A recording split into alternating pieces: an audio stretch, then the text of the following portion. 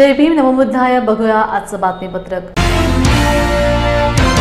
महामानव डॉक्टर बाबासाहेब आंबेडकर यांच्या सहीने दलित, शोषित, पीडित, वंचितांचेच नव्हे तर संपूर्ण भारतीयांचे कल्याण झाले आहे। ती सही प्रत्येक भारतीयांची प्रेरणा आहे। ती प्रेरणा घेऊन बाबासाहेबांची सही आपल्या प्रत्येकाच्या मोबाईलवर असायला हवी। म्हणून आपण डॉक्टर बाबासाहेब आंबेडकरांच्या 1 लाख सह्यांचे स्टिकर लावण्याचा उपक्रम हाती घेतलाय। आतापर्यंत 39,000 लोकांच्या मोबाईलवर सह्यांचे स्टिकर लावण्यात आले असल्याची माहिती प्रख्यात चित्रकार, डिझायनर तथा व्हिज्युअल आर्टचे सर्वेसर्वा विजय रणवीर यांनी लॉर्ड बुद्धा टीव्हीवर सांगितले। या उपक्रमामुळे विजय रणवीर यांचे सर्वत्र कौतुक व अभिनंदन करण्यात येत आहे। माझं नाव विजय रणवीर आहे आणि मी गेल्या 1993 पासून कला क्षेत्रामध्ये काम करत आहे। काम करत असताना आपण आपल्या समाजाचं काही देणं आहोत ही बांधिलकी समजून मी बाबासाहेबांच्या सहीचा उपक्रम हाती घेतला। ही बाबासाहेबांची सही नसून ही पूर्ण भारताची सही आहे, कारण हा भारत भारतीय संविधानावर चालतो। त्यासाठी प्रत्येकाच्या मोबाईलवर सही असलीच पाहिजे। तर बांधव आणि माझ्या चष्म्यावरती सुद्धा बाबासाहेबांची सही आहे। ही आधुनिक युगातला चष्मा आहे ज्यामध्ये सगळी काही माहिती आहे। हे जे माझी घडी आहे त्याच्यामध्ये बाबासाहेबांची सही आहे, पण ह्याच्यामध्ये वेळ नाही आहे, कारण ही जी वेळ आलेली आहे जे आपण जगतो ते फक्त आणि फक्त बाबासाहेबांमुळे जगतो। तर मित्रांनो, बाबासाहेबांचं एक वाक्य आहे, ते वाक्य ह्याप्रमाणे आहे, तुमचा जन्म ज्या समाजात झाला त्या समाजाचे उपकार तुम्ही न विसरता फेडले पाहिजेत। बाबासाहेबांनी हे एका समाजापुरतं नाही तर सर्व समाजासाठी हा संदेश दिलेला आहे। तर प्रत्येक समाजातील व्यक्तींनी आपली देणं आहोत, आपण समाजाचं देणं आहोत। कोल्हापूर येथील ऐतिहासिक मानगाव येथे समता सैनिक दलाचे राष्ट्रीय बौद्धिक शिबिर संपन्न झाले। या शिबिरात 4 राज्यातील प्रमुख पदाधिकारी सामील झाले होते। राष्ट्रीय व राज्य पदाधिकारी तसेच महाराष्ट्रातील 24 जिल्ह्यातील जिल्हा प्रमुख या शिबिरात उपस्थित होते।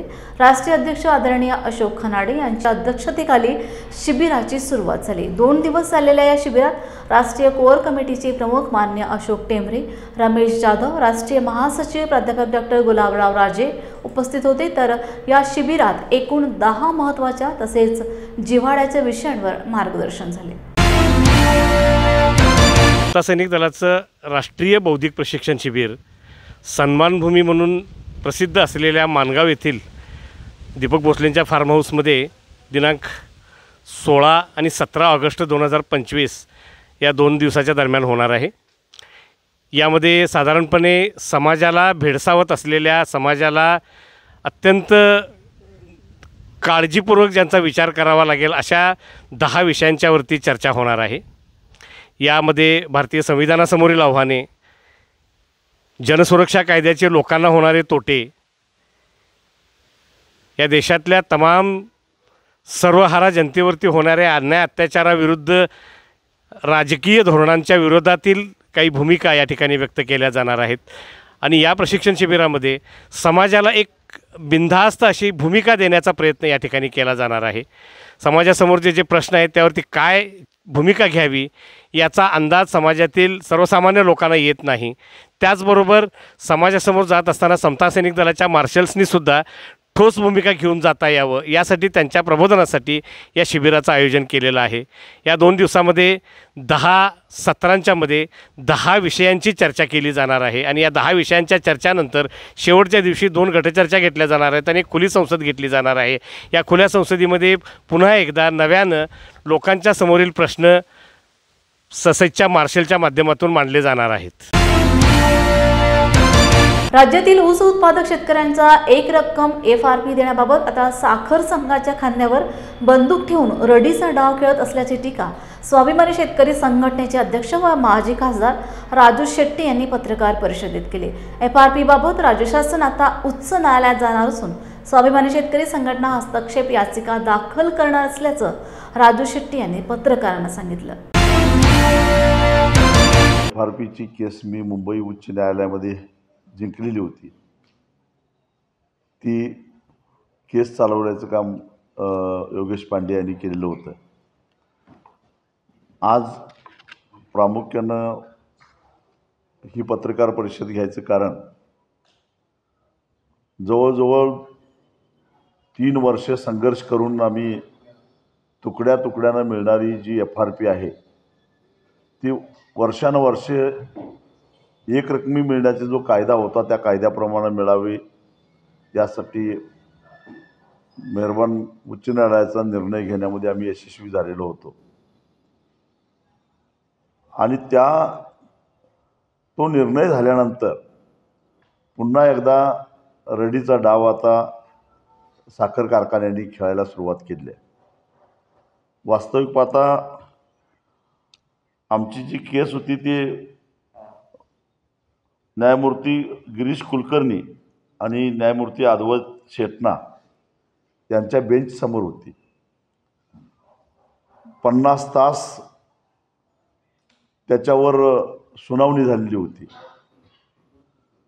आणि त्यानंतर सगळ्यांचं ऐकून घेतल्यानंतर, कारण माझी जी याचिका होती याच्यामध्ये मी राज्य साखर संघ, राज्य सरकार, केंद्र सरकार या सगळ्यांना प्रतिवादी केलेलं होतं.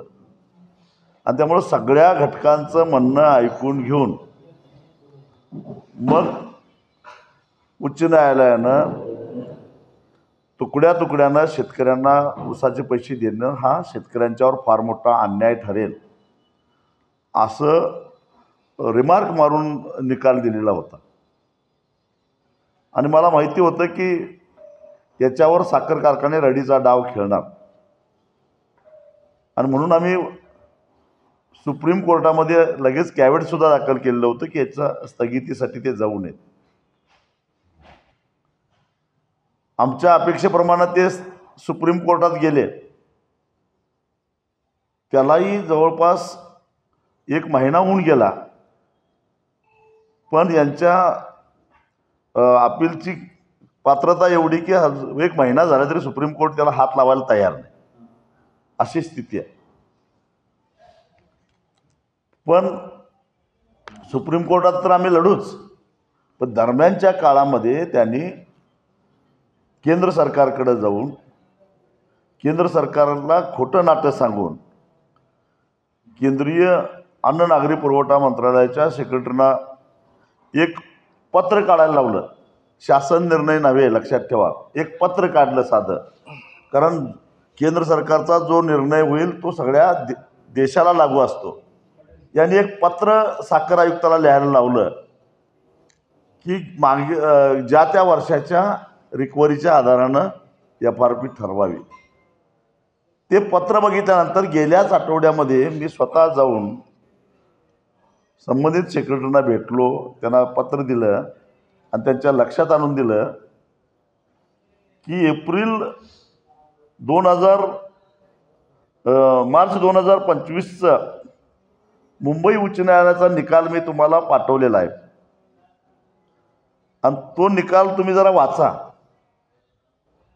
त्या केसमध्ये केंद्र सरकारसुद्धा पार्टी होतं, त्यामुळं ते वाचायची जबाबदारी तुमची. तरीसुद्धा तो निकाल न वाचता तुम्ही जर अशा पद्धतीचं जर का पत्र लिहित असाल तर तुम्ही कोर्टाचा अवमान करताय, म्हणून तुमच्या विरोधात मला अवमान याचिका दाखल करावी लागेल असं सांगितल्यानंतर ते गडबडले आणि त्यांनी सांगितलं की नाही हे साधं पत्र आहे, हे काही हा शासन निर्णय नव्हे आणि आम्ही कोर्टाचा निकाल आम्ही तपासून बघू आणि हायकोर्ट हे आमच्यापेक्षा वरचं आहे, हायकोर्टाचा निकाल जो असेल तोच निर्णय कायम असेल असं त्यांनी मला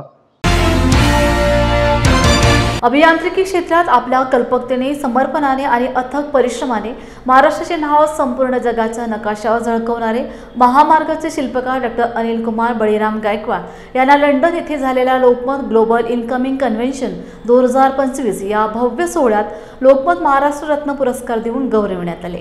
महाराष्ट्राचे मुख्यमंत्री श्री देवेंद्र फडणवीस यांच्या पत्नी प्रसिद्ध गायिका सौ अमृता फडणवीस यांच्या हस्ते हा पुरस्कार प्रदान करण्यात आला। यावेळी हिंदी चित्रपटसृष्टीतील दिग्गज अभिनेते सुनील शेट्टी यांची विशेष उपस्थिती होती। डॉक्टर अनिल कुमार गायकवाड़, जहां निर्माण केवल इमारतों का नहीं बल्कि भविष्य का होता है, वहां कार्य करते हैं डॉक्टर अनिल कुमार गायकवाड़ जैसे कर्मयोगी।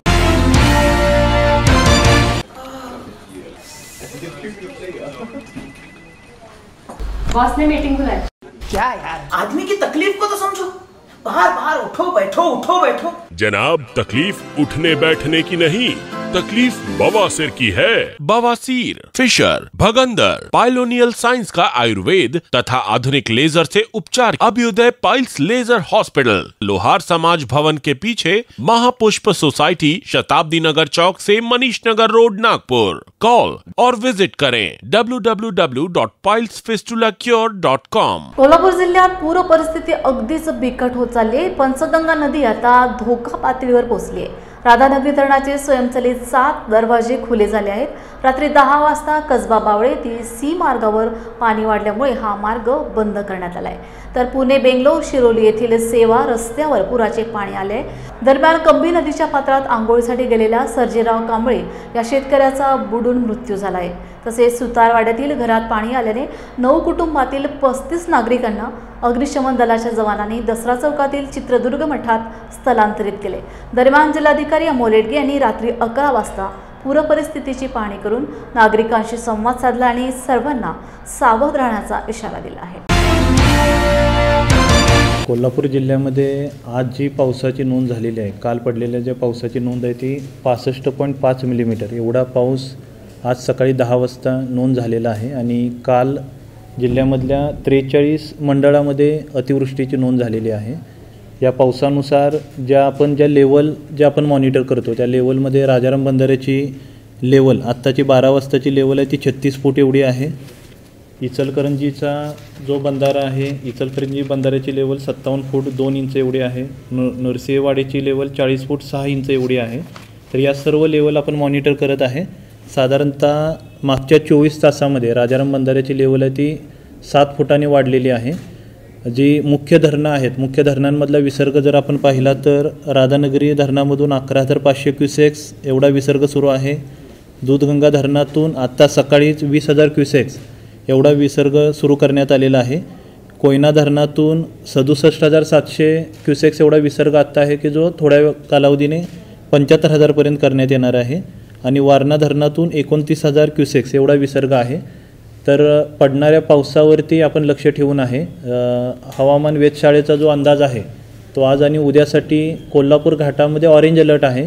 इतर जिल्ह्यासाठी सुदैवाने आत्ता जो अलर्ट आहे तो ग्रीन अलर्टचा आहे, परंतु जो हवामान विभागाचा अलर्ट आहे तो प्रत्येक तासाला किंवा 4-4 तासाला आपण मॉनिटर करतो आहे। येणारा जो अपडेटेड अलर्ट असेल तो आपण खाली कळवणार आहे।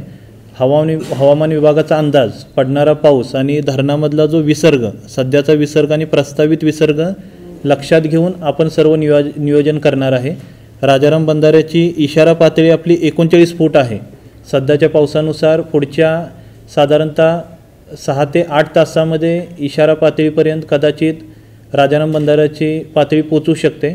त्यानंतर पाऊस कमी राहिला तर लेवल वाढण्याचं प्रमाण कमी राहू शकतं, परंतु पाऊस ज्या पद्धतीने पडेल त्यावरती प्रशासन लक्ष ठेवून आहे। आणि इशारा पातळीवरती पोहोचल्यानंतर ज्या ठिकाणी आपल्याला शिफ्टिंग करावं लागतं त्यासाठी जे निवारा केंद्र असतील, त्या ठिकाणी भागामध्ये लोकांना सूचना देणं असेल, ते काम आता महापालिका प्रशासनाने आणि जिल्हा प्रशासनाने सुरू केलेलं आहे। यासोबतच कोयना धरणामधला आणि वारणा धरणामधला विसर्ग लक्षात घेऊन अलमट्टीमधून जो विसर्ग आहे, अलमट्टीमध्ये काल सकाळी जो 20,000 क्युसेक्स एवढा विसर्ग होता तो टप्प्याटप्प्याने वाढवून आत्ता 1,75,000 क्युसेक्स एवढा विसर्ग करण्यात आलेला आहे। कोयना धरण आणि वारणा धरणातील विसर्ग जसा वाढेल तसा अलमट्टी धरणामधील विसर्ग वाढवण्याबाबत अलमट्टीच्या प्रशासनाशी आम्ही संपर्कात आहे। आणि कोयनेतून आणि वारणेतून येणारा विसर्ग लक्षात घेऊन कुरुंदवाड शहर असेल, शिरोळ तालुकामधील जी गावं असतील त्या ठिकाणच्या ज्या लेवल आपण नेहमी मॉनिटर करतो त्या लेवल आपण मॉनिटर करत आहे. आणि पाऊस परिस्थिती पाहून, हे येणारे विसर्ग पाहून ज्या ज्या ठिकाणी लोकांना शिफ्टिंगबाबत माहिती द्यावी लागेल ती ॲडव्हान्समध्ये माहिती दिली जाईल. परंतु सद्यस्थितीमध्ये जी परिस्थिती आहे ती नियंत्रणामध्ये आहे. पाऊस सध्या बऱ्यापैकी जिल्ह्यामध्ये थांबलेला दिसत आहे. परंतु जर पाऊस पुढे राहिला, धरणातील विसर्ग वाढला तर जे जे काही नियोजन करावं लागेल त्यासाठी प्रशासन सज्ज आहे आणि त्याची ॲडव्हान्समध्ये माहिती आहे ती वेळोवेळी आपल्या माध्यमातून सर्वांना नागरिकांना दिली जाईल. सध्याच्या पावसामुळे सार्वजनिक बांधकाम विभागाकडील 16 रस्ते आणि जिल्हा परिषदेकडील 11 रस्ते बंद झालेले आहेत आणि त्यासाठी पर्यायी मार्गावरून वाहतूक सुरू आहे. शेतकऱ्यांचा सातबारा कोरा करावा, येणाऱ्या निवडणुका ह्या EVM मशीन हटवून बॅलेट पेपरवर घेण्यात याव्यात आणि मतदार यादीतील असणारा घोळ दूर करावा, याकरिता नांदेडच्या जिल्हाधिकारी कार्यालयासमोर बेमुदत धरणे आंदोलन करण्यात येत आहे. तसे निवेदन राष्ट्रीय संविधान बचाव अभियानाचे राष्ट्रीय अध्यक्ष प्राध्यापक देविदास इंगळे यांच्या नेतृत्वाखालील शिष्टमंडळाच्या वतीने महाराष्ट्राचे मुख्यमंत्री, मुख्य निवडणूक आयुक्त व राज्यपाल यांच्या नावे जिल्हाधिकाऱ्यांमार्फत देण्यात आले. मागण्या मान्य नाही झाल्यात तर देशभर आंदोलन छेडण्यात येईल असा इशाराही देण्यात आला आहे. शेतकऱ्यांचा सातबारा कोरा झालाच पाहिजे. EVM हटाओ, हटाओ, EVM हटाओ. मी प्राध्यापक देविदास इंगळे, राष्ट्रीय अध्यक्ष, राष्ट्रीय संविधान बचाव अभियान व विविध संघटना आणि समविचारी पक्षाच्या वतीने नांदेड जिल्हाधिकारी कार्यालय नांदेड येथे 20 ऑगस्ट 2025 पासून बेमुदत धरणे आंदोलनाला सुरुवात केलेली आहे. यातील प्रमुख मागण्या आहेत: शेतकऱ्यांची पूर्ण कर्जमुक्ती करून शेतकऱ्यांचा सातबारा कोरा करावा, EVM हटवून बॅलेट पेपरवरती निवडणुका घेण्यात याव्यात, मतदान याद्यातील घोळ कमी करून त्वरित नवीन याद्या तयार कराव्यात व जनसुरक्षा कायदा त्वरित रद्द करावा. अशा विविध मागण्यांसाठी आम्ही बेमुदत धरणे आंदोलने चालू केलेली आहेत. यामध्ये प्रामुख्याने केंद्र सरकार आणि निवडणूक आयोग, त्याचबरोबर राज्य सरकार उदासीन आहेत. कुठलाही निर्णय मतदान याद्यांच्या बाबतीत केंद्र सरकार किंवा निवडणूक आयोग ठोस निर्णय घेत नाही आणि याद्यामध्ये असणारा घोळ मिटत नाही. EVM मध्ये होणाऱ्या गडबडी आणि घोळ कायम आहे. यामुळे लोकशाहीच्या देशामध्ये संभ्रम पसरलेला आहे, जनतेत संभ्रम पसरलेला आहे. हा संभ्रम दूर करण्यासाठी EVM हटवलेच पाहिजे, याद्यामध्ये सुधारणा करून नवीन याद्या तयार केल्याच पाहिजेत, शेतकऱ्यांना दिलेला अजेंडा कर्जमुक्ती केलीच पाहिजे. या प्रमुख मागण्या आम्ही करतो. थांबतो. जय भीम, जय भारत, जय संविधान. राज्यातील प्रकल्पग्रस्त मोठ्या प्रमाणात असून जवळजवळ 25 लाखांपर्यंत त्यांचे पुनर्वसन झाले असून त्यांना अजूनही मूलभूत सुविधा प्राप्त झालेल्या नाहीत. गेल्या अनेक वर्षांपासून प्रकल्पग्रस्तांच्या पुनर्वसनासाठी संघटना असताना मूलभूत सुविधा मिळाल्या नाहीत. प्रकल्पग्रस्तांना न्याय मिळण्यासाठी अन्यायाच्या विरोधात स्वर्गीय विनोद पवार यांना आपल्या प्राणांची आहुती द्यावी लागली. तर मोर्शी येथे प्रकल्पग्रस्तांच्या उपोषण मंडपात दहिवडे यांनी स्वतःला गळफास लावून घेतला होता.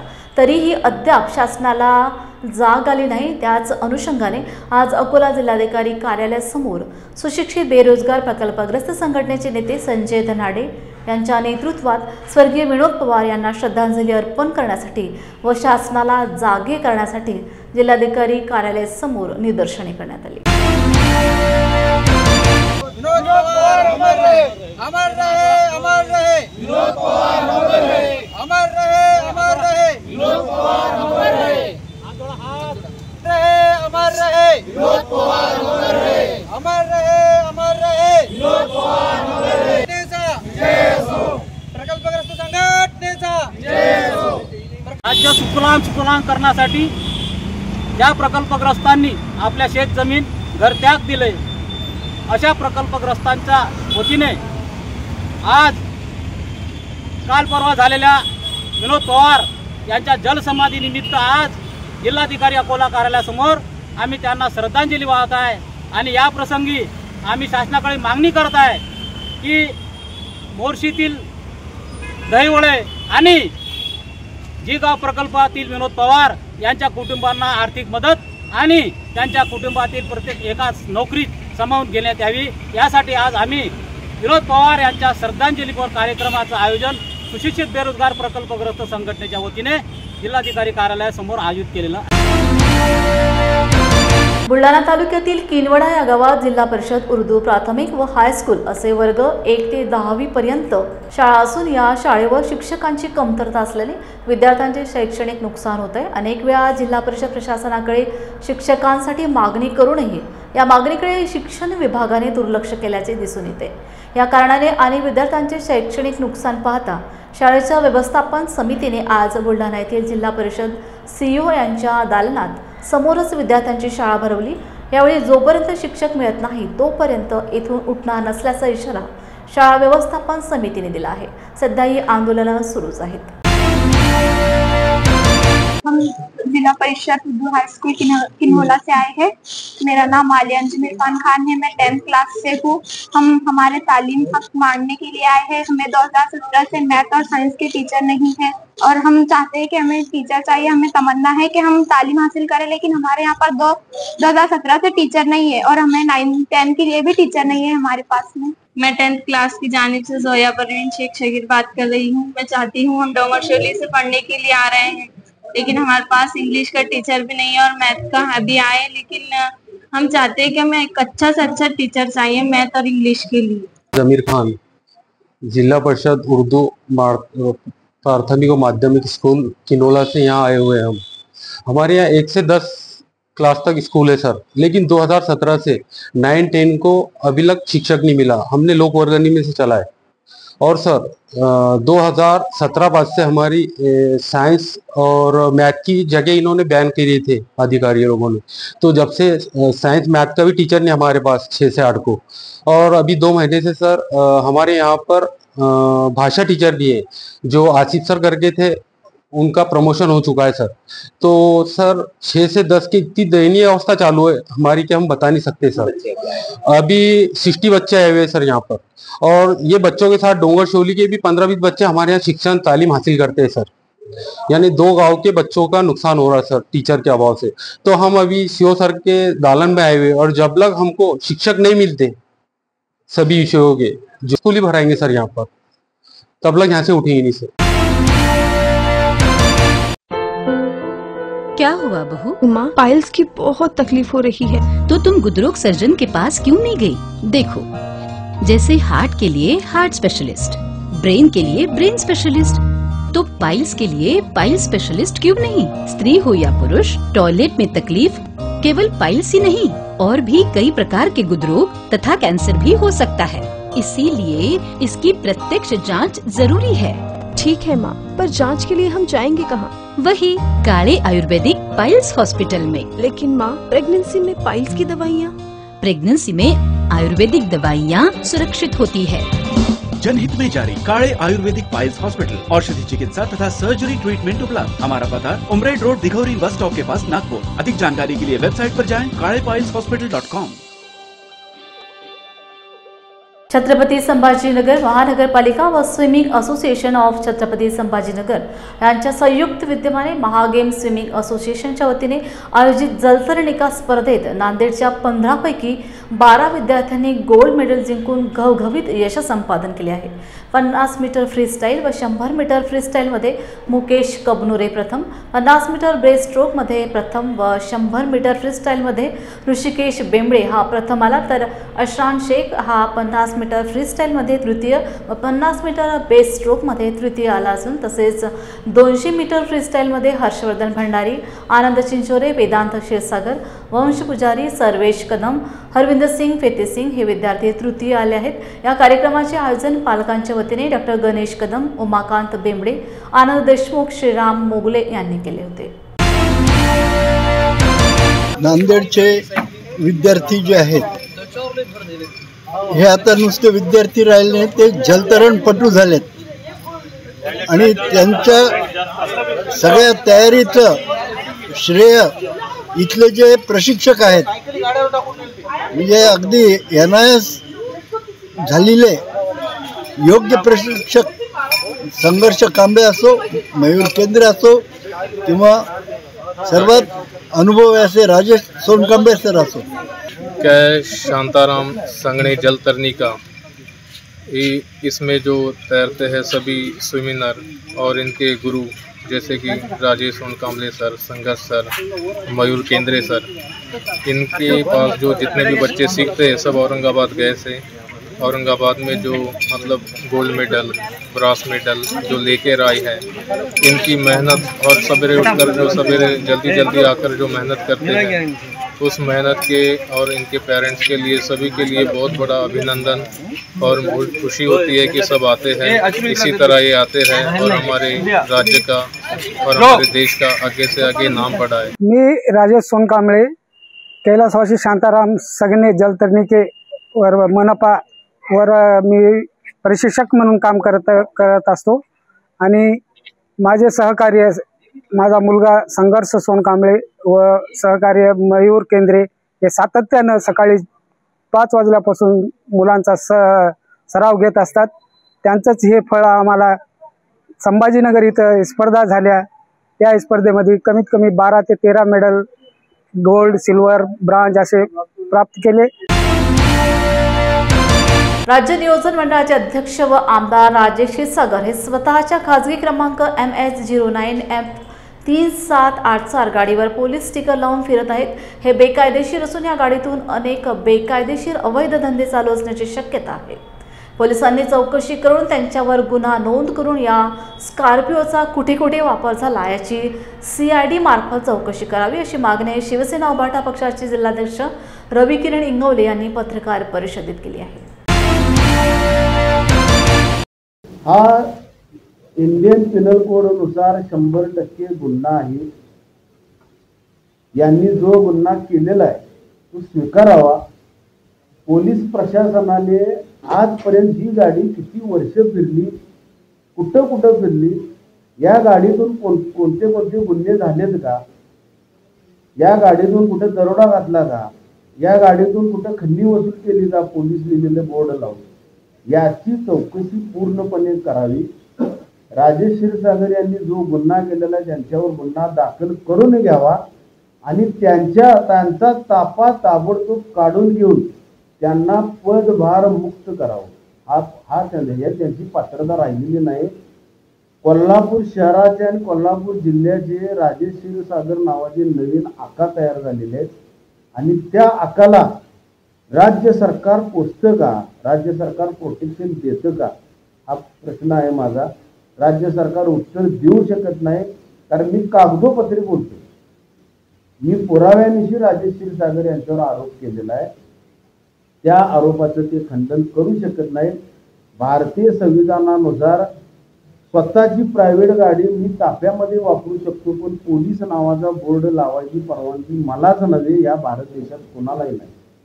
आणि ह्या महाशयाने तोतया पोलीस व्हायचं देखील आता एक त्यांचं स्वप्न होतं, ते स्वप्न पूर्ण करून घेतलं। राजेश क्षीरसागर नावाचे जे लोकप्रतिनिधी आहेत ते आता सध्या तोतया पोलीस म्हणूनही फिरत आहेत। आपल्या मीडियाच्या माध्यमातून मी राज्य शासनास विनंती वजा सूचना, ताबडतोब यांच्यावर ॲक्शन काय घेता सांगा। घेत नसाल तर आम्हाला कोर्ट मॅटर हा पर्याय आहेत आणि जर अशाच पद्धतीचं तुमचं राजकारण चालणार असेल, समाजकारण तुमचं चालणार नसेल तर आम्ही तेही स्वीकारतो। पण शिवसेनेच्या माध्यमातून ही गाडी जिथं दिसेल, जर पोलीस लिहिलेली गाडी आम्हाला दिसली तर शिवसैनिक सगळेजण ह्या गाडीच्या आडवे येणार आणि ही गाडी आम्ही आमच्या ताब्यात घेणार। राजेश क्षीरसागरांच्या हिंमत असेल तर शिवसैनिकांकडून ती गाडी पुन्हा काढून घेऊन जाणार। सोलापूर शहरामध्ये संविधान भवन निर्माणासाठी डॉक्टर बाबासाहेब आंबेडकर उद्यान व संविधान भवन कृती समिती यांच्या प्रयत्नाला सोलापूरचे आमदार देवेंद्र कोठे यांनी विधिमंडळात संबंधित मंत्र्यांकडे प्रस्ताव देऊन संविधान भवन निर्माणासाठी हिरवा कंदील मिळाला आहे। डॉक्टर बाबासाहेब आंबेडकर परिसरामध्ये स्मारक समितीच्या रिकाम्या जागेमध्ये सदरील भवनाचा प्रस्ताव मंजूर करण्यात आला, त्यामुळे सोलापूरमध्ये आंबेडकरी समाजामध्ये आनंद व्यक्त केला गेला व आमदार कोठे साहेब यांचे संविधान भवन कृती समिती यांच्याकडून आभार व्यक्त करण्यात आले। सोलापूरला माननीय मंगलप्रभात लोढा साहेब हे सोलापूरच्या दौऱ्यावरती आले होते।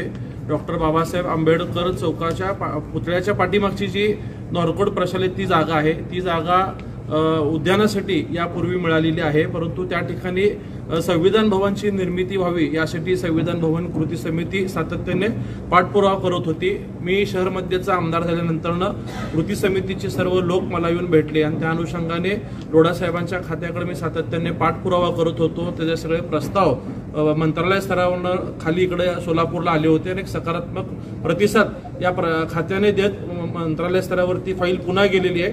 आज भाजपाची पदाधिकारी बैठक होती, त्यामध्ये मंत्री महोदयांनी जाहीर केलं की येणाऱ्या महिन्याभरात त्याच्यावरती सकारात्मक प्रतिसाद देऊन त्या संविधान भवनला जागा देण्याबाबतचं ऑर्डर काढण्यात येईल असं त्यांनी आम्हाला आश्वासित केलेलं आहे. यामुळे निश्चितच लाखो डॉक्टर बाबासाहेबांचे अनुयायी आहेत त्यांच्यामध्ये एक समाधान व आनंद आहे की एक चांगलं वास्तू शहरात त्या ठिकाणी उभारणार आहे. संविधान भवनमध्ये लायब्ररी असतील, ऑडिटोरियम असतील, अशा एक चांगल्या पद्धतीचं प्रस्ताव कृती समितीने तयार केलेला आहे. एकदा का जागेची प्रोसेस पूर्ण झाली तर निश्चित येणाऱ्या काळात संविधान भवनला निधी म्हणून जी महाराष्ट्र शासनाकडून लागणार आहे ती उपलब्ध करून देण्याची जबाबदारी स्थानिक आमदार म्हणून माझी असेल. आज सोलापुरातील आंबेडकर अनुयायीसाठी अतिशय आनंदाचा दिवस आहे, कारण डॉक्टर बाबासाहेब आंबेडकर उद्यान व संविधान भवन निर्माण समितीच्या वतीने 2018 पासून डॉक्टर बाबासाहेब आंबेडकर यांच्या पुतळ्याच्या पाठीमागे संविधान भवन व्हावं याकरिता सातत्याने पाठपुरावा संबंधित खात्याकडे, संबंधित मंत्र्याकडे चाललेला होता. परंतु मध्यंतरी काही अडचणी येऊन सदरचा प्रस्ताव थोडासा बारगळला गेला होता. परंतु संविधान भवन सोलापूरमध्ये झालेच पाहिजे या प्रकारची भावना आम्हा सर्व आंबेडकर अनुयायीची होती. त्यासाठी आम्ही सोलापूरमध्येचे तडफदार नेतृत्व देवेंद्र कोटेसाहेब यांना भेटले असता त्यांनी ते तातडीने अतिशय गांभीर्यपणे हा विषय त्यांनी त्याच्यावर विचार केला आणि संबंधित मंत्र्याकडे त्याने हट्ट धरून हा विषय पारित केला. त्याबद्दल देवेंद्र कोटेसाहेब यांचे डॉक्टर बाबासाहेब आंबेडकर उद्यान संविधान भवन निर्माण समितीच्या वतीने तसेच तमाम आंबेडकरी अनुयायीच्या वतीने आम्ही जाहीर हार्दिक अभिनंदन करतो आणि आभार मानतो. कारण सर्व समाजाचे सोलापूरमध्ये स्वतःचे अशा प्रकारचे समाज मंदिर, मोठे असे अभ्यासिका वगैरे आहेत, परंतु आंबेडकरी समाज एवढा मोठ्या प्रमाणात सोलापुरात असतानासुद्धा आंबेडकरी समाजासाठी कोणत्याही प्रकारचं असं एखादं कार्यालय, एखादं मंदिर किंवा समाज मंदिर नव्हतं. परंतु आज देवेंद्र कोटे यांच्या अथक प्रयत्नातून आज हे संविधान भवन सोलापूरमध्ये साकारणार आहे. त्यासाठी खूप आम्हाला आनंद झालेला आहे आणि पुन्हा एकदा देवेंद्र कोटे यांचे आम्ही जाहीर आभार मानतो.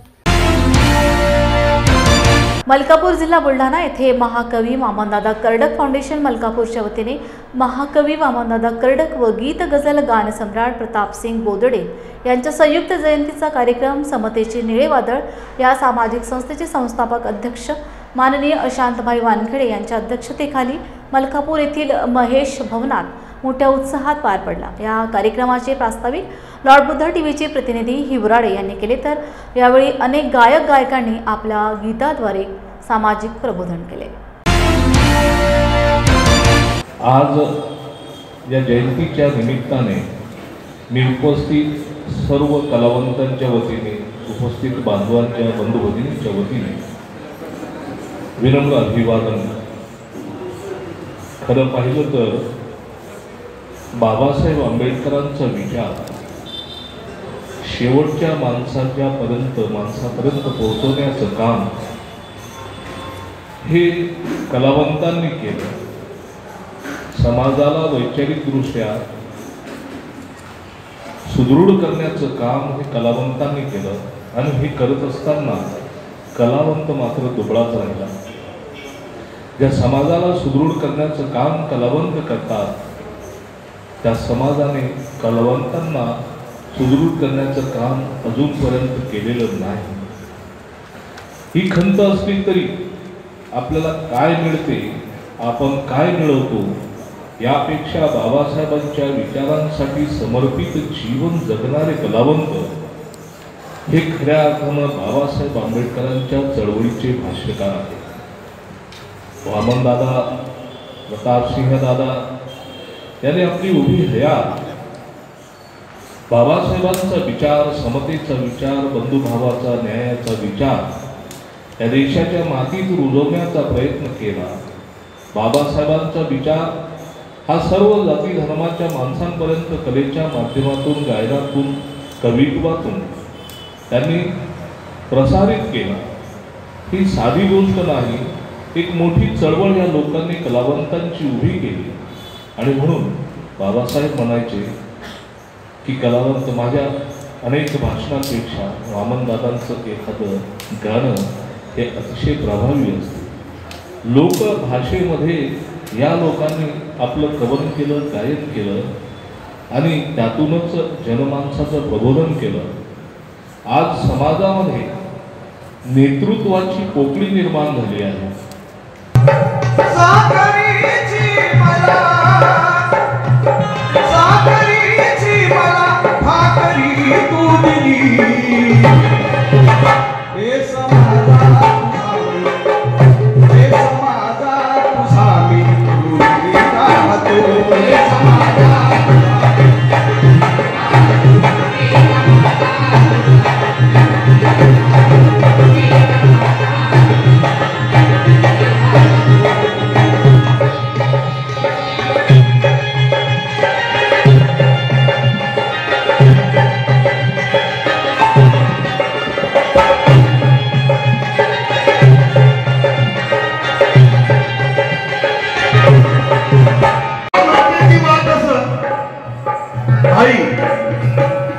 ती वाट असं का म्हणते? कारण जागली अष्टप्रहर, प्रतापसिंह कोल्हे लिहितात, जागली अष्टप्रहर होती पुस्तकावर माझ्या भीमाची नजर, माझ्या भीमाची नजर।